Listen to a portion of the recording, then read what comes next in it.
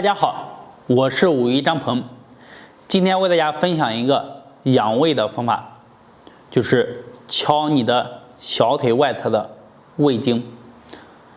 我们的饮食吃进去以后，要靠我们的胃来去消化，消化的好，你的吸收才能好，你吸收的营养才能更充足。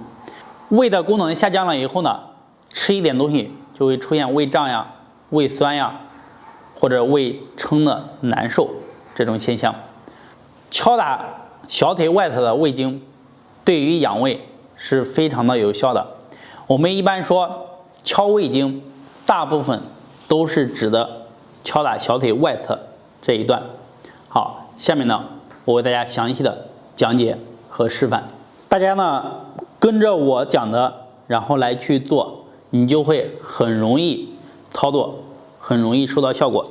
第一呢，先找到我们的膝盖，膝盖往下方呢能摸到一个凸起的，然后骨头。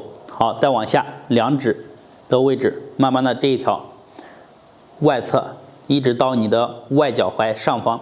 好，我的两个手点按的这一段，就敲这一段中间，别的不用做，就敲这一段，是非常的有效。敲的时候怎么做呢？我摸着拳用力的，是不是太过了？我们要用手空心拳。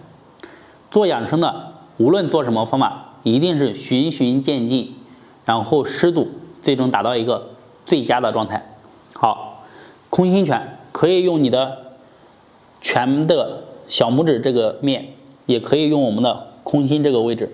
我喜欢用这样的。好，大家做轻轻的，好，看到吗？轻轻的去扣打扣击，是扣击，声音是不一样的。如果说你是用力打击和扣，它是两个，我给大家做一下，大家可以听一下。哈，轻轻的扣击，然后这是拍打，它不一样啊。慢慢的往下，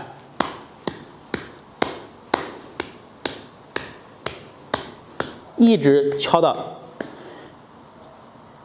主外踝的上方。我们在扣击的时候，能感受到这里面是酸酸的。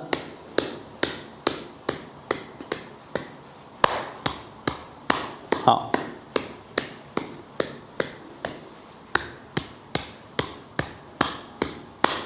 力度呢，循序渐进，根据自己的承受能力来做。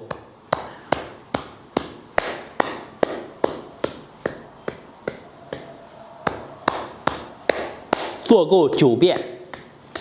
好，做完了以后呢，一定要推一推。做完了以后呢，一定要推一推。我们做完了推一推，做这个动作，一个是放松，让它气血循环。第二天呢，这个地方敲过的都不痛，还可以继续。好，这个做完了，要换另外一侧的，也是一样去做，也是一样敲这一段，手呢空心拳，放松，把你的膝盖摆正，放松。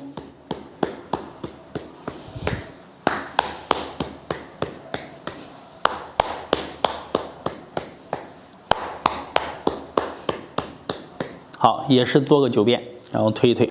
如果你的胃不好呢，这个方法呢是非常的好，每天的坚持做一做，慢慢的把你的胃的功能给它调上来。好，今天呢就为大家讲到这里。如果想学习更多的养生知识，可以点击上方关注我的账号，也可以在视频下方点赞、评论、留言和我进行交流。谢谢。